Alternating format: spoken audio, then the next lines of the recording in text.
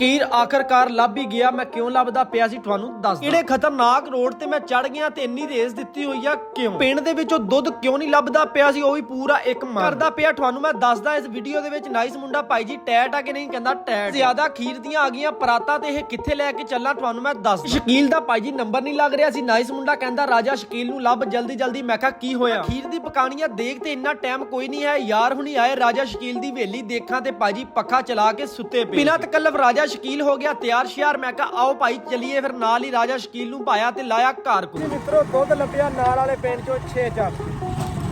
ਪਿੰਡ ਮੈਂ ਇੰਨਾ ਜਿਹੜੀਆਂ ਛੱਡ ਗੱਲਾਂ ਦੋ ਕਹਿ ਜੀ ਪਿੱਛੇ ਪੂਰਾ ਮਨ ਦੁੱਧ ਮਾਸ਼ਾਅੱਲਾ ਲੈ ਕੇ ਆਣਾ। ਹੁਣ ਚੱਲਦੇ ਆ ਭਾਈ। ਅੱਖ ਵੀ ਖਰਾਬ ਹੋਈ ਆ, ਐਨਕ ਵੀ ਕੋਈ ਨਹੀਂ ਲਾਈ।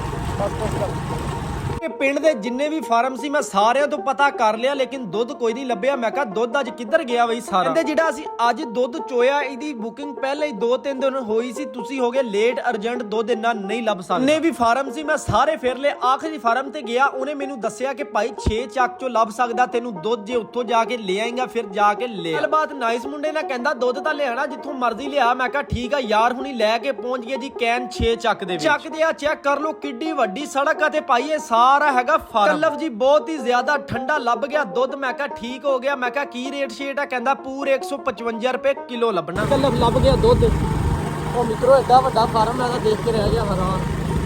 ਉਹਨਾਂ ਨੇ ਸਾਨੂੰ ਅੰਦਰ ਵਾੜਨੇ ਤੋਂ ਪਹਿਲਾਂ ਭਾਈ ਜੀ ਸਾਡੀ ਜੁੱਤੀ ਨੂੰ ਕੋਈ ਸਪਰੇਅ ਮਾਰੀ, ਸਾਡੇ ਪੈਰਾਂ ਨੂੰ ਸਪਰੇਅ ਮਾਰੀ।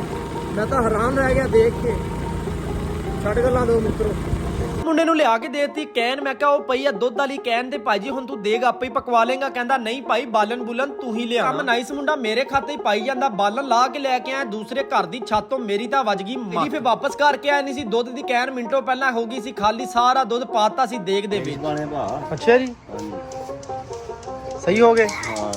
ਭਾਈ ਜੀ ਹੋ ਗਈ ਸੀ ਤਿਆਰ। ਨਾਈਸ ਮੁੰਡੇ ਨੂੰ ਕਿਹਾ ਇੱਕ ਵਾਰੀ ਚੈੱਕ ਕਰ। ਨਾਈਸ ਮੁੰਡਾ ਨਾਲ ਹੀ ਦੇਖਾਂ ਤੇ ਚੈੱਕ ਕਰਨ ਲੱਗਿਆ ਖੀਰ। ਮੈਂ ਕਿਹਾ ਨਾਈਸ ਮੁੰਡਿਆ ਹਾਂ ਬਈ ਖਾ ਕੇ ਚੈੱਕ ਕੀਤੀ ਆ ਕੈਸੀ? ਕਹਿੰਦਾ ਖੀਰ ਦੀ ਦੇਗ ਚੱਕੀ ਤੇ ਲੈ ਆਂਦੀ ਘਰ। ਚੈੱਕ ਕਰੋ ਮਿੰਟੋ ਪਹਿਲਾਂ ਆ ਗਈ ਮਲਾਈ। ਕਿਆ ਬਾਤ ਆ ਜੀ, ਮੂੰਹ ਚ ਆ ਗਿਆ ਪਾਣੀ। ਜਿਹਨੇ ਭਾਈ ਨੇ ਖਾਣੀਆਂ ਤੇ ਆਈ ਭਾਈ ਨਾ ਆਇਓ। ਖੀਰ ਤਾਂ ਖਤਮ ਹੋ ਗਈ ਹੋਣੀ ਆ। ਮੈਂ ਲੇਟ ਵੀਡੀਓ ਚੜ ਰਿਹਾ ਕਿਤੇ ਤੁਸੀਂ ਸੱਚੀਓ ਆ। ਬਿਨਾਂ ਤਕੱਲਫ ਸਾਰੀ ਖੀਰ ਦੀਆਂ ਪਰਾਤਾਂ ਦੇਖਾਂ ਤੇ ਭਰ ਲੀਆਂ ਮਿੰਟੋ ਪਹਿਲਾਂ। ਬੜੀ ਤਰਤੀਬ ਦੇ ਨਾਲ ਰੱਖੀਆਂ ਹੋਈਆਂ। ਮੈਂ ਕਿਹਾ ਰਾਜਾ ਸ਼ਕੀਲ ਹੁਣੇ ਬਾਹਰ ਰੱਖੀਆਂ ਇਹਨਾਂ ਤੇ ਕੀ ਕਰਨਾ। ਬੜੀ ਹੀ ਜ਼ਿਆਦਾ ਤਰਤੀਬ ਦੇ ਨਾਲ ਭਾਈ ਜੀ ਰੱਖੀਆਂ ਕਿਉਂਕਿ ਪਰਾਤਾਂ ਜ਼ਿਆਦਾ ਸੀ। ਮੈਂ ਕਿਹਾ ਤਰਤੀਬ ਦੇ ਨਾਲ ਹੀ ਉਰੇ ਪੂਰੀਆਂ ਆਣੀਆਂ। ਭਾਈ ਜੀ ਇਹਨਾਂ ਦੇ ਪਾਇਆ ਹੋਇਆ ਫਰੂਟ ਸ਼ੂਟ ਮੂੰਹ ਚ ਆ ਗਿਆ ਪਾਣੀ। ਮੈਂ ਕਿਹਾ ਦਿਲ ਕਰਦਾ ਆਪਰੇਸ਼ਨ ਕਰ ਦਵਾਂ। ਪਹਿਲਾਂ ਜੀ ਜਿਵੇਂ ਸਵੇਰ ਹੋਈ ਮਹੱਲੇ ਦੇ ਵਿੱਚ ਲੱਗੀਆਂ ਰੌਣਕਾਂ। ਜਾਣਾ ਸੀ ਜਲੂਸ ਅੱਜ ਪਿੰਡ ਦੇ ਵਿੱਚ। ਤੁਹਾਨੂੰ ਦਿਖਾਵਾਂਗੇ ਜਲੂਸ ਕਿਵੇਂ ਨਿਕਲ। ਜਲੂਸ ਦੇਖਾਂ ਤੇ ਮੇਨ ਬਾਜ਼ਾਰ ਦੀ ਤਰਫ ਹੋ ਗਿਆ ਸੀ ਰਵਾਨਾ। ਮਾਸ਼ਾਅੱਲਾ ਜੀ ਬੜੇ ਹੀ ਜ਼ਿਆਦਾ ਝੰਡੇ ਲਹਿਰਾਏ ਜਾ ਰਹੇ ਆ। ਕਿੰਨੀ ਜ਼ਿਆਦਾ ਹੈਗੀ ਆ ਖੁਸ਼ੀ ਅੱਜ ਦੇ ਦਿਨ ਦੀ ਮੈਂ ਤੁਹਾਨੂੰ ਦੱਸ ਨਹੀਂ ਸਕਦਾ। ਆਵਾਮ ਦੇਖਾਂ ਤੇ ਜਾਂਦੀ ਪਈ ਆ ਜਲੂਸ ਦੇ ਨਾਲ। ਮੈਂ ਕਿਹਾ ਮੈਂ ਪਿੱਛੇ ਕਿਉਂ ਰਵਾਂ? ਦੇਖਾਂ ਤੇ ਫੁੱਲਾਂ ਦੇ ਨਾਲ ਕੀਤਾ ਜਾ ਰਿਹਾ ਜੀ ਜਲੂਸ ਦਾ ਇਸਤਕਬਾਲ। ਉਧਰੋਂ ਫਿਰ ਬਿਨਾਂ ਤਕੱਲਫ ਜਲੂਸ ਦੇਖਾਂ ਤੇ ਪਹੁੰਚ ਗਿਆ ਸੀ ਮੇਨ ਬਾਜ਼ਾਰ ਦੇ ਵਿੱਚ। ਸਾਜੀ ਭਾਈ ਕਰਦੇ ਪਏ ਜੀ ਜਲੂਸ ਦਾ ਇਸਤਕਬਾਲ।